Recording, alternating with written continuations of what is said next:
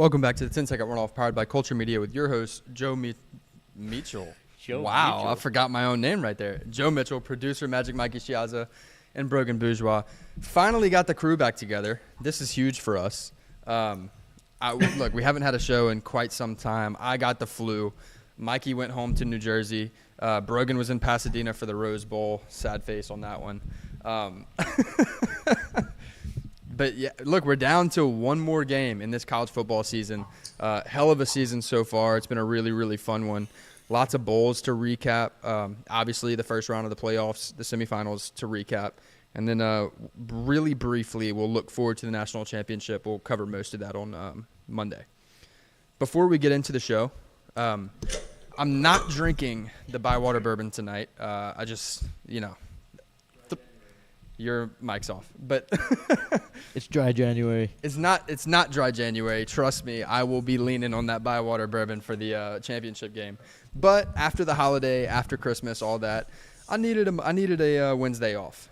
But we are presented by 7-3 Distilling, Bywater Bourbon, St. Rock Vodka, Gentilly Gin. It's all really, really good. Go over to Total Wine or go to 73distillingcompany.com and get your spirits from there. It's really, really solid stuff. All right, Brogan, where are we starting? We got all the bowl season that's over.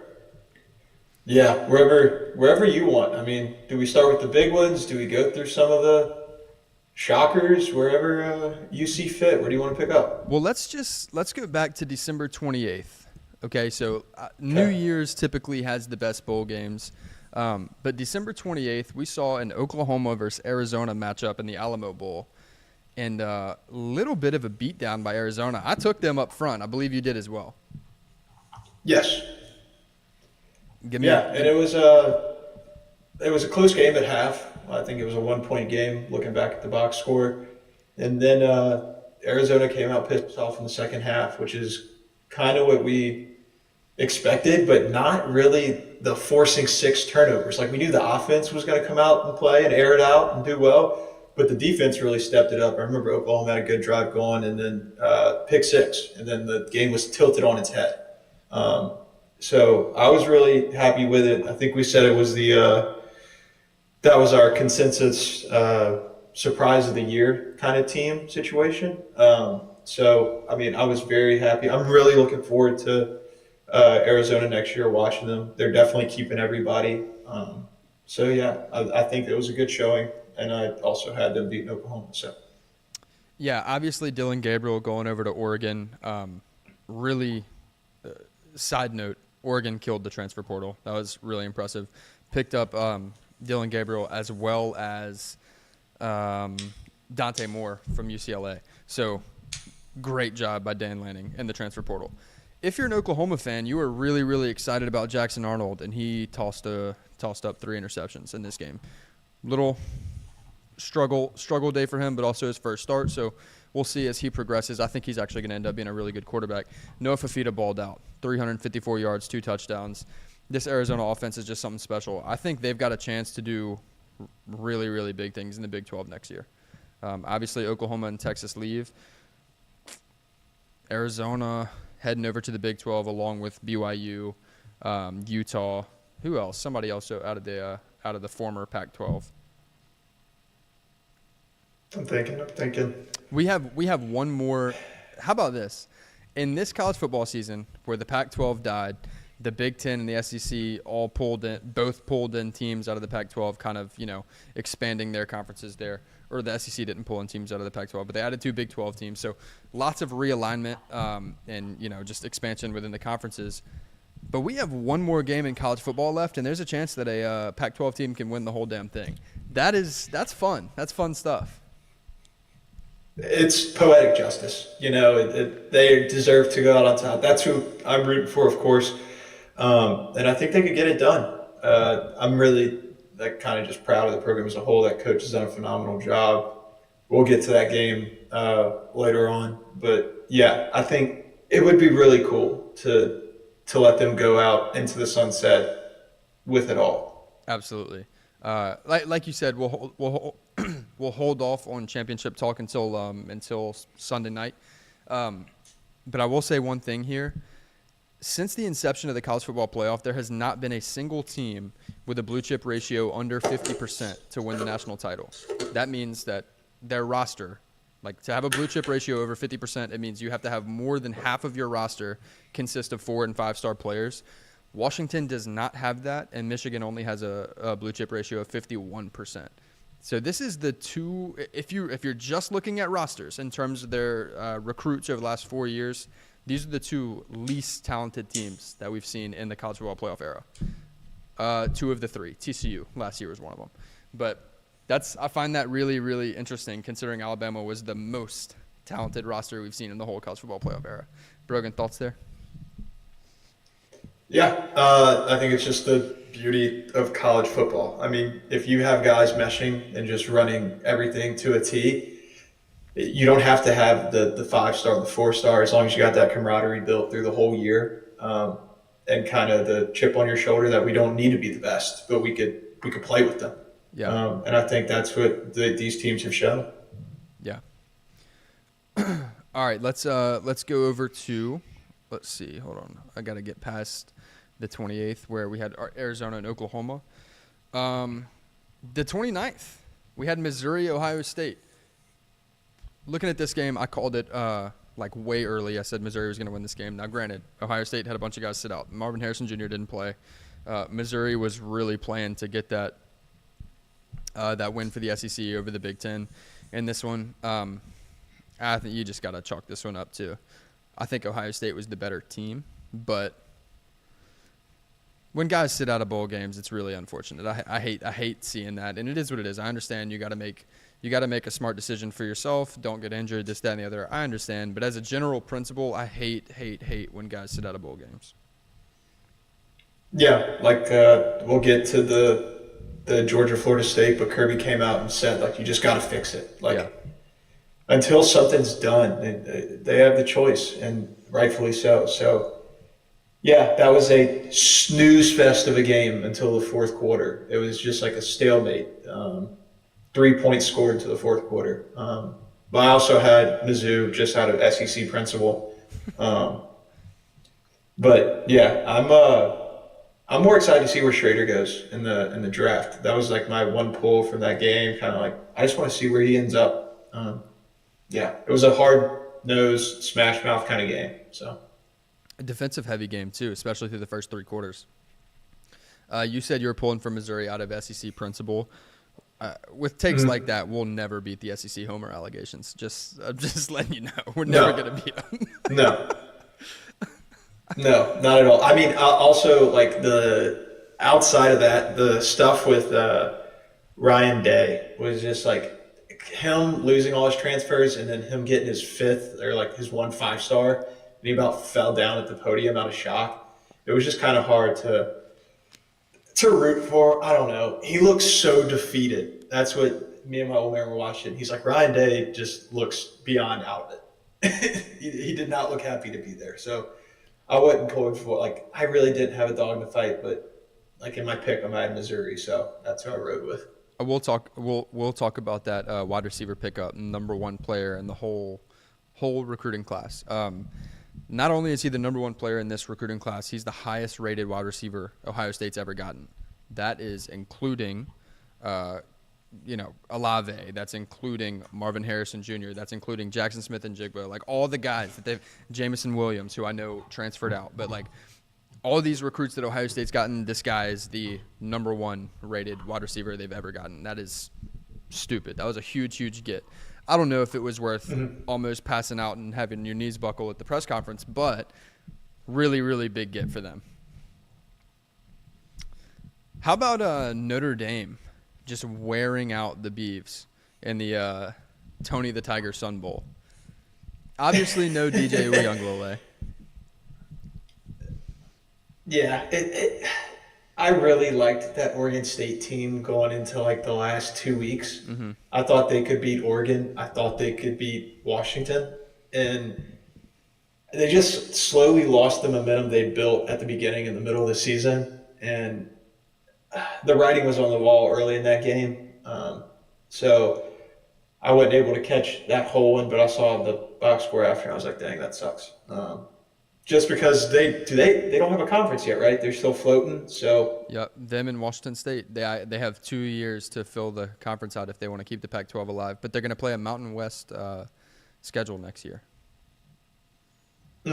yeah, that's tough. It's going to be hard to fill the entire Pac-12. So hate to see that maybe end for the program and kind of their reign, like not reign, but their kind of staple over the Pac-12 in that outing. But it is what it is. Notre Dame looked well, so can't take anything from them. Yeah. All right, we have in the Tax Slayer Gator Bowl, we had Clemson and Kentucky. This was, in my opinion, one of the best games of bowl season. Mikey, how many lead changes were there? There was 3 or 4 lead changes like late. Regardless, Clemson had the lead early. Kentucky had the lead early. Clemson regained it. Kentucky took it back. Clemson went and won it on the last possession of the game, scoring 28 in the fourth quarter. That was a really gutsy, gritty performance by Clemson. I know Kentucky had 5 losses on the year going into that game, but that was a solid Kentucky team with a really, really good running back in Ray Davis. I don't know. Phil Maffa really, really stepped up in this one. Brogan, what was your thoughts on that game? Yeah, I mean it kind of felt like a rivalry game just because of the geographic kind of team situation.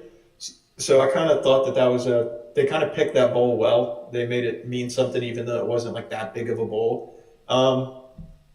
And I like that Clemson finished off the year on a good note after they're kind of expected to be this super powerhouse, and they kept getting berated. And Dabo flipped on his quarterback for a second, so I think them ending on a good note, kind of the best note, game-winning drive, just pump it down the field. It was a good game. I really enjoyed watching it, and I like where Clemson's at going into next year with all the kind of heat that they took over this season.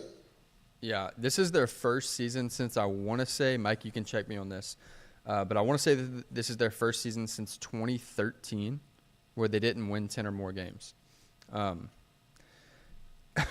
Very, very high standard to maintain, but they maintained it for quite some time, almost 10 years.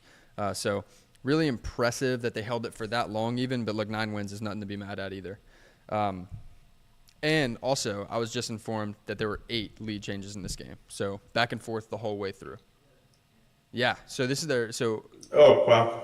This is their first season where they didn't win 10 or more since 2010, not 2013. So a 14-year span of winning 10 games, season over season over season. Really, really, really impressive. All right, you alluded to that Georgia-Florida State game.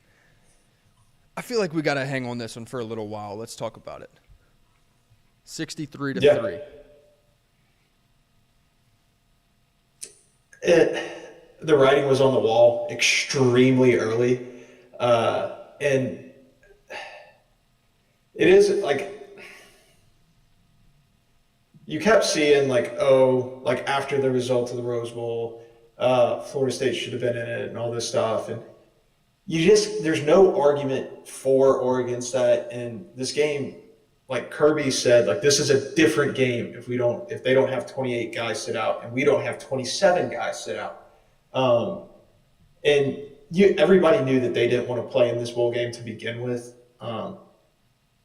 It was a tough watch.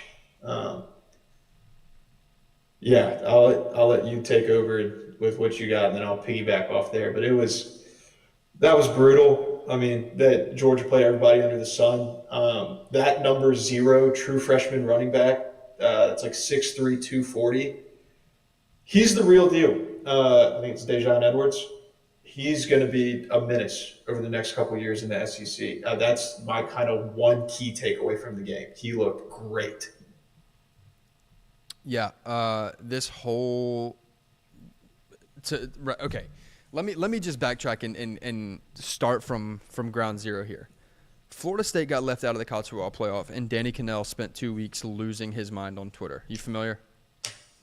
Yeah. All right.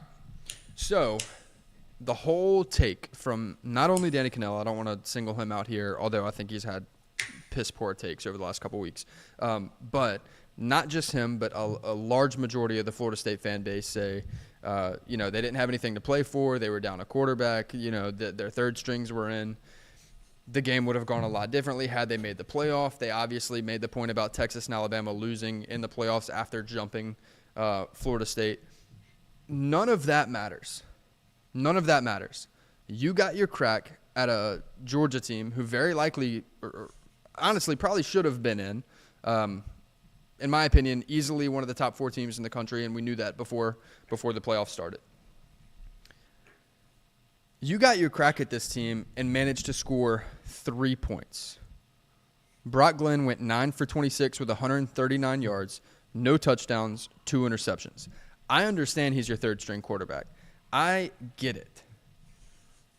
But how on earth could you possibly make an argument that after this game you should have been in? Beforehand, okay, I understand you got snubbed. You can't leave a team out because their quarterback got hurt. I understand all of those arguments. But then to watch this game and then still keep talking like you got snubbed or like you were done wrong, you had your opportunity to prove everybody wrong, and you lost by 60. You gave up more than 60, but you lost by 60 and only scored 3 points. You gave up 42 before halftime. Guys. Yeah. In the whole argument of we had nothing to play for, you know who had the exact same amount to play for as you? Georgia. The team that was better than you all year lost one game to a much better team, mind you. Like Florida State's loss, it wasn't Alabama. You know what I'm saying? Like, yeah. Georgia's one. Like, now, granted, Florida State's loss was Georgia, and so to be fair, yes, it was equal to Alabama. But Georgia's one loss was Alabama, okay, and they were very, very clearly better than Florida State the whole year. They played tougher opponents, everything. It's not. I don't understand how we're having this conversation. If you're going to tell me that Florida State had nothing to play for, they had the exact same amount to play for as Georgia did. Both of them, neither one of them got into the college football playoff, and Florida State had one less loss than Georgia coming into this game, and lost by 60. And if you're going to say all of our guys opted out and this, that, and the other, why did your guys all opt out and Georgia's didn't? What's the difference in the culture? And they did. Some of them did. They had 27 dudes sit out on Georgia's side too, and that's the rip and replace mentality. But Florida State had its guys. Yeah. But specifically, you're talking about Carson Beck didn't sit out, Kendall Milton didn't sit out, Dominic Lovett didn't sit out, like Ladd McConkey, he got targeted. Like these are like everybody, all their guys played. Like Brock Bowers was, he obviously didn't play. But other than that, man, like the guys who were available for Georgia went and played and hung 63 on Florida State. I don't want to hear anything else about Florida State getting snubbed or this season being stolen from Florida State. If you wanted to continue that argument over the offseason, at least put up a fight. You can't put up 3 points and lose by 60. All right, moving on. All right, so now we can get into Ole Miss and Penn State. This was a 10 versus 11 matchup. I was ecstatic to see this one. Ole Miss ends up winning it. They come out on top 38-25. So 13-point victory, but it didn't feel like it was kind of it felt like Ole Miss was in control here.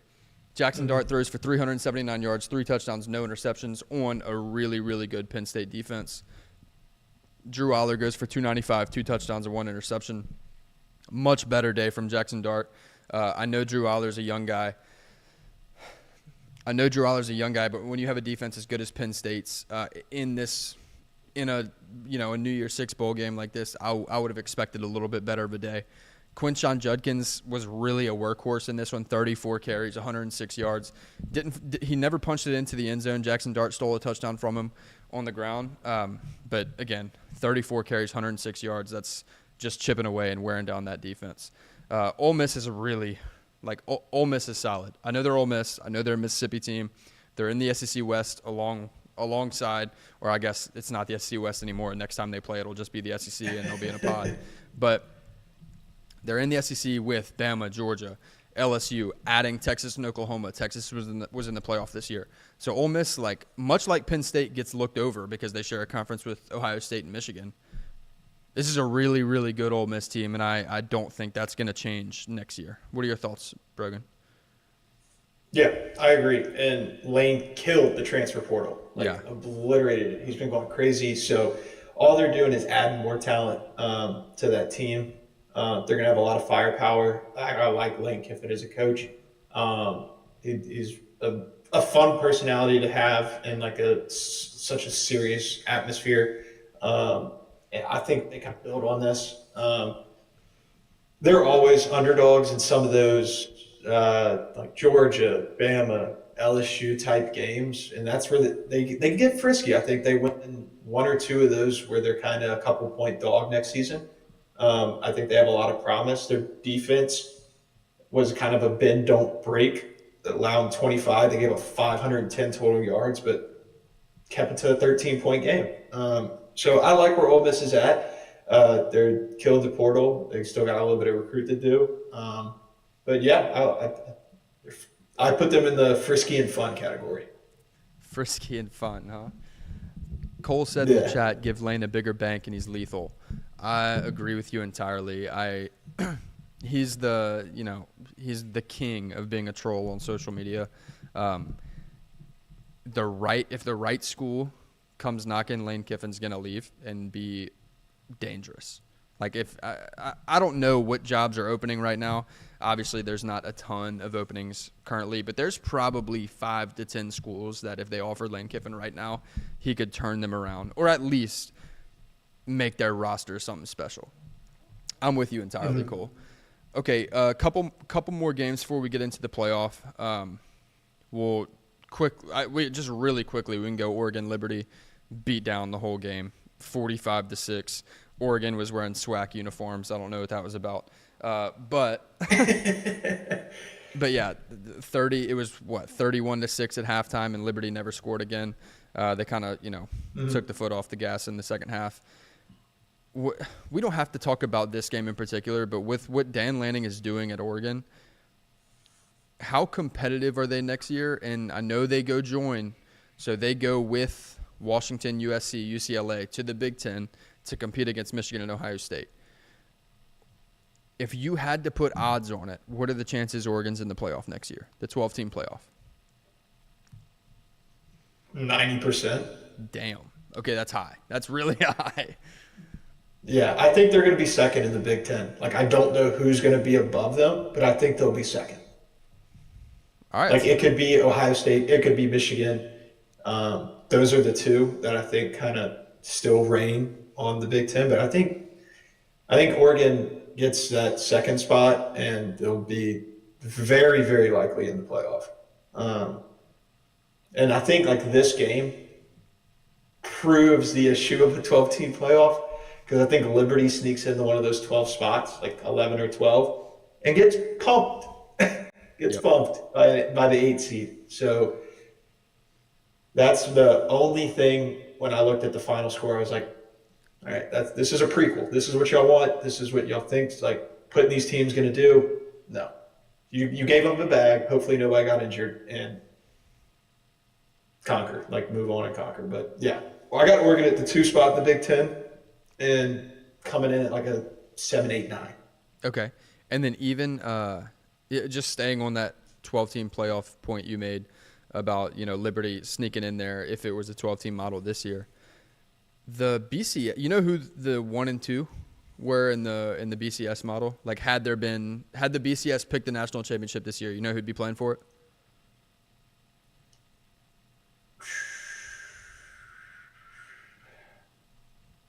Bama, Michigan? Michigan and Washington.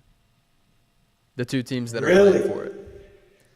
That's good. That makes me feel better. Sometimes the analytics know what they're talking about, and people just have bad opinions. And that's I'm not going to get into it too much, but maybe it wasn't broken. I know a lot of people get their feelings hurt about that, but maybe it wasn't broken. All right. two more before we get to the playoff. LSU, Wisconsin, ReliaQuest Bowl. Number 13, LSU squeaks it out against Wisconsin 35-31. This one was really interesting. LSU found themselves down 14 twice in this game. Obviously, Jaden Daniels didn't play. Wisconsin's starting center, running back, one of their wide receivers didn't play. I think they were down a defensive lineman, a linebacker, as well as a safety or a nickelback. So Wisconsin had more guys sit. Frankly, LSU had the Heisman winner sit. So this one was really interesting.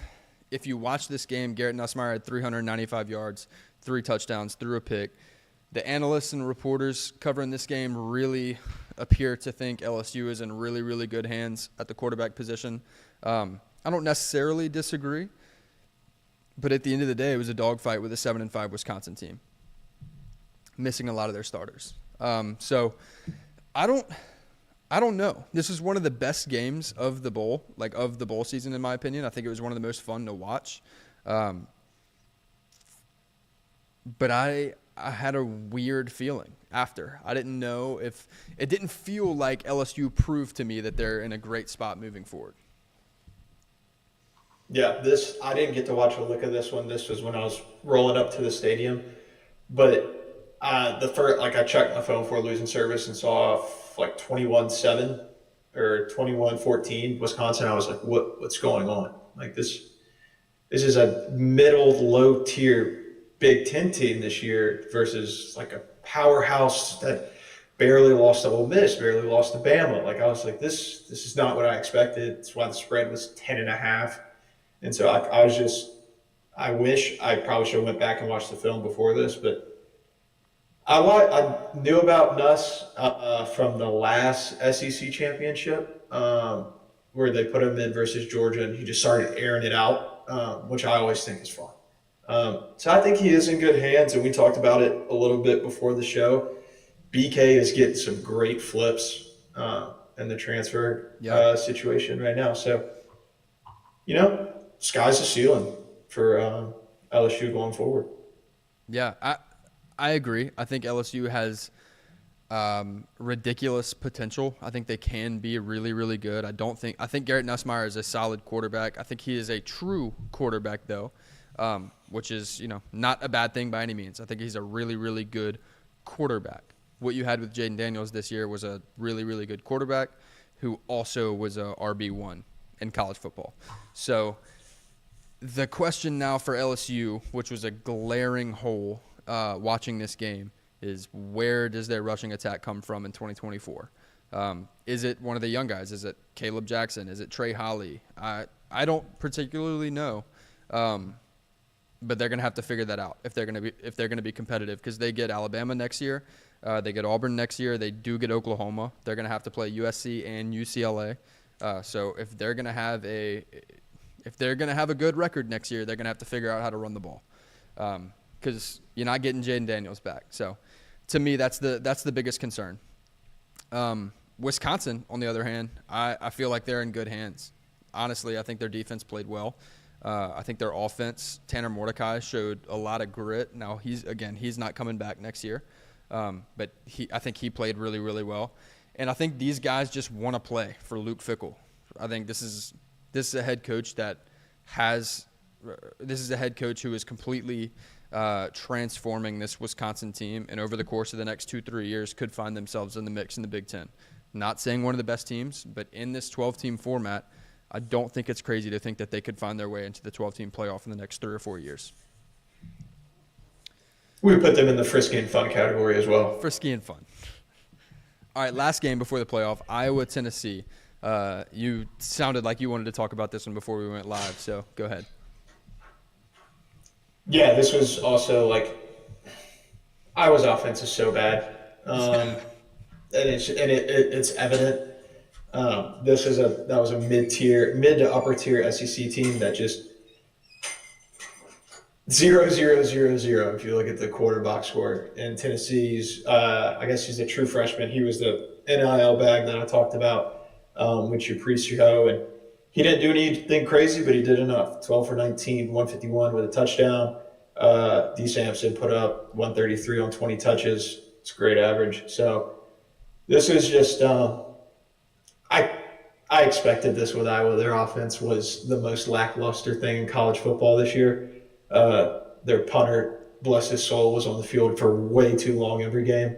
But yeah, I mean, I expected this. I had them minus the points from the get-go of bowl selection.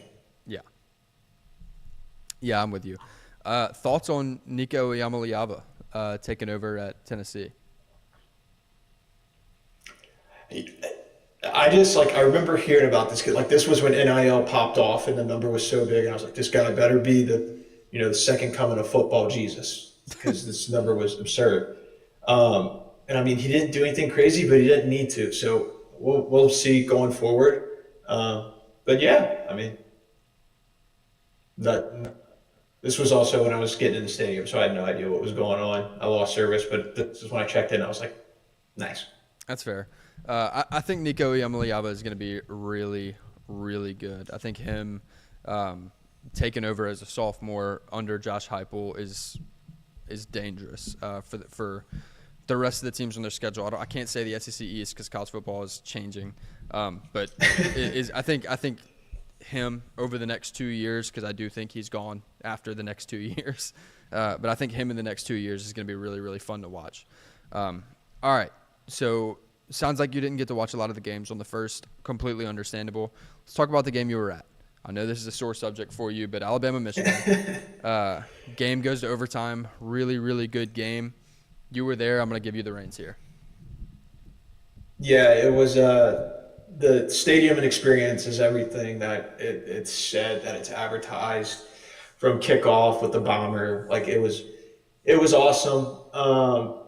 I really thought on that first play that was a pick, that he was out of bounds, came back in, so incomplete. I was like, this is what I thought was going to happen. Like, it's just Alabama's going to do their thing. Michigan gets punched in the mouth, but then it flips, and then everything from there. I mean, the first touchdown only happened because of a muff punt, which almost came to bite them in the ass at the end of the game as well. This was a defensive, just guru matchup. They both played amazingly. Talking about this game objectively, of course, is hard. The center, Seth McLaughlin, is transferring. He hit the portal about 2-3 hours ago. No. Yeah, 2-3 hours ago. Thank God. He said there was 66 snaps for Alabama offensively in that game. 32 of them were off target. And, we think of the one in OT, but the Gravedigger play against Auburn was set up because of a shitty snap.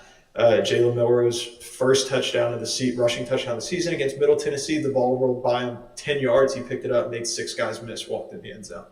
So I hate it for the kid that it's been a consistent problem all season. You think it would one of those things to get better, that this would just be fixed.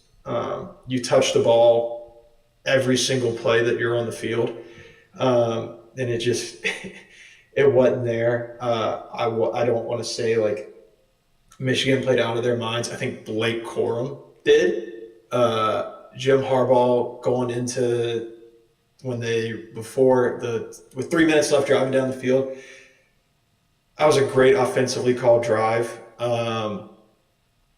It was a dang good game. Michigan definitely traveled way, way better than Bama. They took up their whole side, as well as I think like 80% of their end zone, whereas the Bama one was probably like a 40-60, 50-50. It was loud. They commanded every time their defense stepped on the field. They had a good backing by their fans. Phenomenal game. This is why I think they got the playoff right. This game went into overtime, so when this Florida State argument comes in, and like all the Michigan guys after were like, we were more worried about Florida State. Like, bro, shut up. You weren't. We all saw the video. Deathly scared, and they lived up to it. And then specifically on that last play, the knee-jerk reaction is, what is that play call? QB power after back-to-back timeouts. I thought it was a great play call. It was an RPO, and that running back pulled both linebackers. The right guard pulled. The reason it didn't work is because that snap was away from the pulling guard to his right shin. By the time he looked up, the play's to like a second and a half in, and you have to make a game time decision. He did what I think any good quarterback would do: put the ball in your hand, try to make something happen. It just didn't so happen to work. I don't think this game was not on Jalen. I don't think it was. It's hard to say on anybody specifically, and then you think of all the center mistakes. The ball rolled past them a shit ton of times throughout that whole game. But overall, beautiful game, beautiful atmosphere. Had the time of my life. So all luck going forward to Michigan. Go UW, go Huskies. I know this is a little more personal for you, but I got to give the credit where it's due, man. The Michigan front seven was unbelievable all day.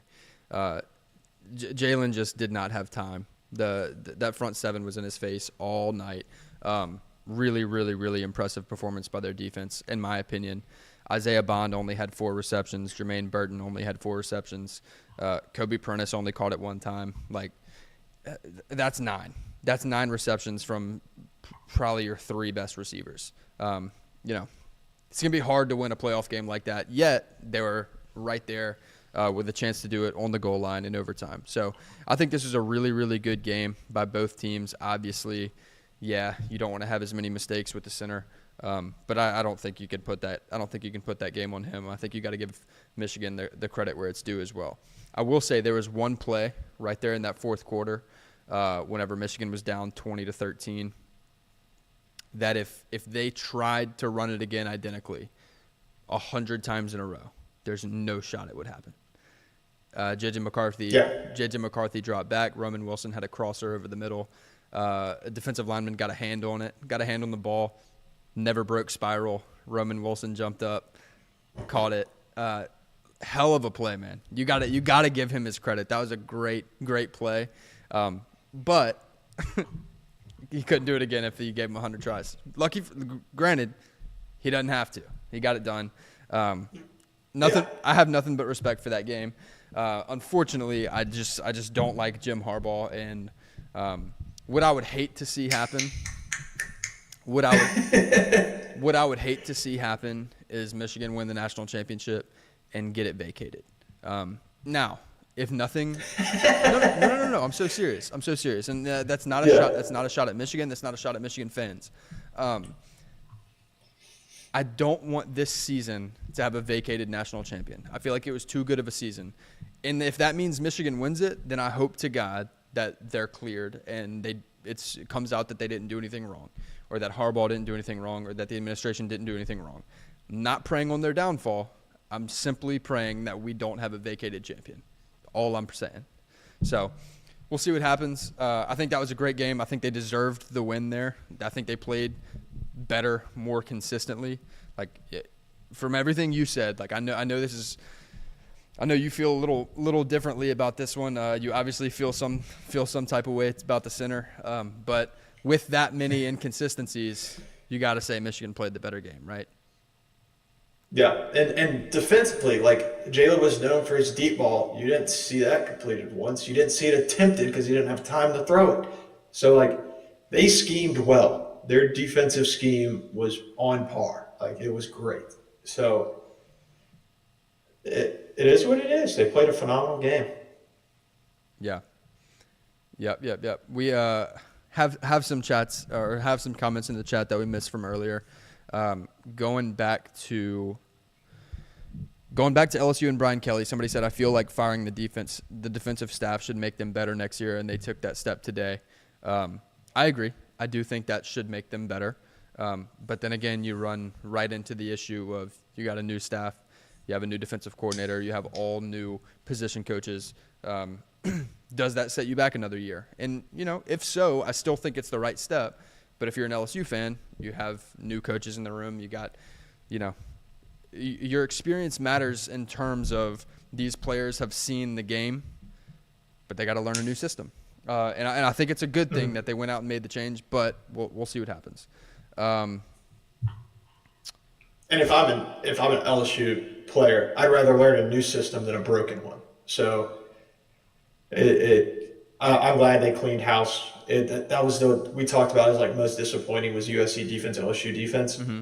We don't want to see a LSU defense that is the worst in the country, like one of the worst passing defenses of the country, when it has talent like Harold Perkins at its disposal. Yeah. So and I think that was the right step. And a lot of those LSU defensive players made it known on social media that they liked the move, which that's not why the decision was made, but thank God the decision was made if that was the case. Okay, and then somebody commented, obviously referring to me on my BCS take. It said, "This guy wants a computer to determine the championship." It's not what I said. It's not what I said. I would just say the computer would have been right. The computer would have been right. That's all I'm saying. That's all I'm saying. All right, one more game to talk about, and then we can get out of here. Washington, Texas. Fantastic game. I thought Washington was going to win this one. One of the craziest last 2 minutes of a football game I've ever seen.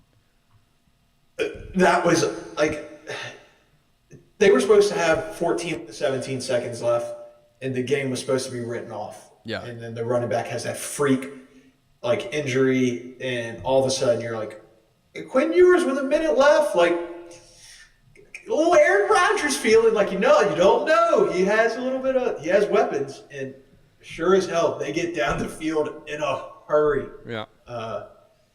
And it was really cool. The Mitchell TD to kind of make this a close game, and then that last play they went right back at him again, and the DB played it perfectly, swatted it out the side of the end zone.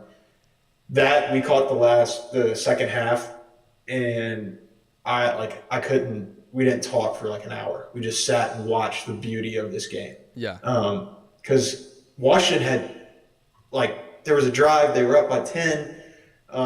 And they could have ran the ball, killed 3 or 4 minutes, and they threw it and completed. Which I respect, and they kept by the them way. in the game. Which if that's your bread and butter all year, don't change it. Yeah. That was a ride or die. They're going to leave the ball in Penix's hand, and I'll be damned, I would have too. The dude went nuclear. It was awesome. That was an all-time Sugar Bowl. I had Washington as well, so that made me feel good. But like we talked about earlier, I'm glad they're in it. I want the Pac-12 to ride into the sunlight with a national championship, and I think they deserve it as well. Yeah, so 430 and 2 touchdowns for Michael Penix Jr.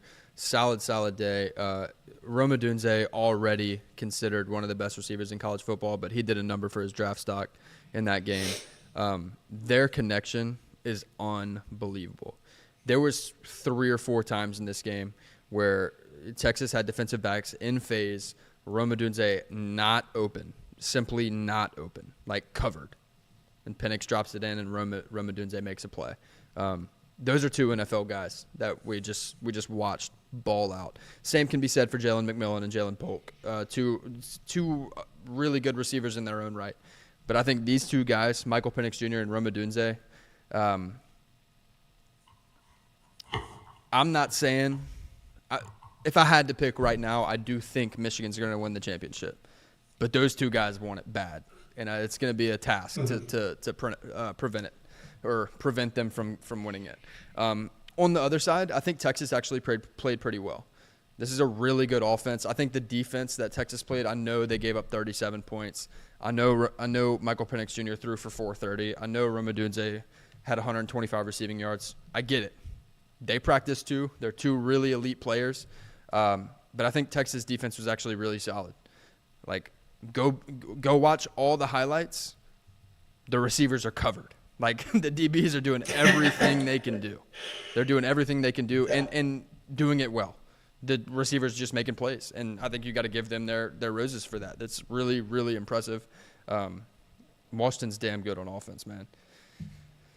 Yeah. Okay. There's a reason that he's one of the best wide receivers, and why there was backlash when Penix didn't win the Heisman. The kid is a baller. Do you think he should have won the Heisman?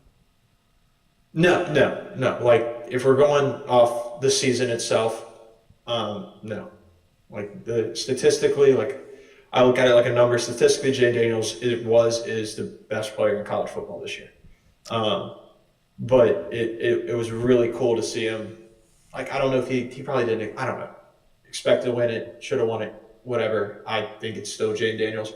But he didn't take a step back from that. If not, it fueled the fire.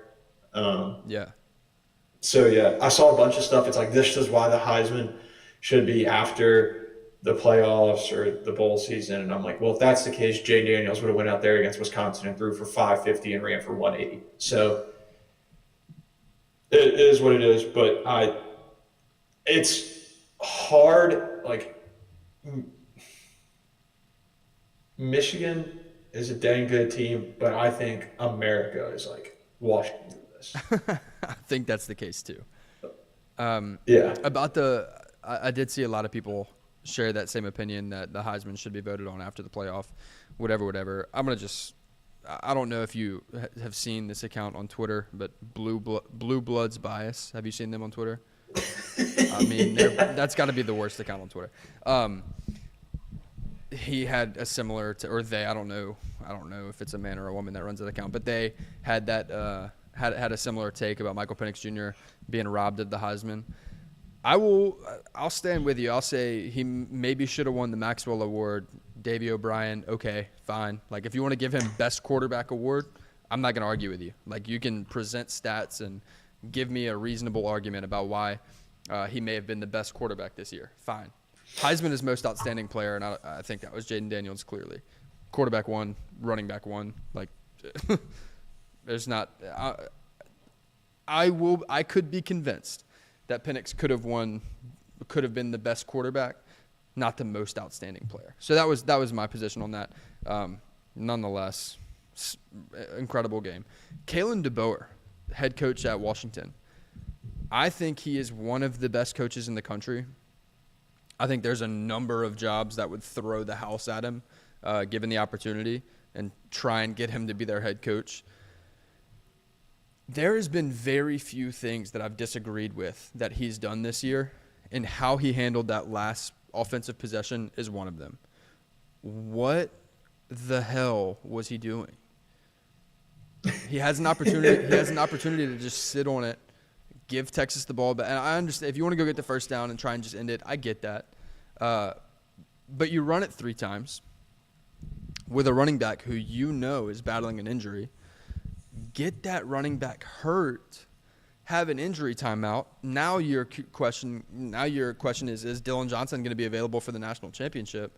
And you give Texas the ball with an extra 40 seconds. Like, I could not wrap my head around what his thought process was there. Now, look, again, I think he's one of the best coaches in college football. He gets paid millions to do that job. So I'll let him do it and not question him. But I was very confused as to what was going on there. And it ended up working out. But had he lost that game, there would be a lot of bitter Washington fans about how that last possession went.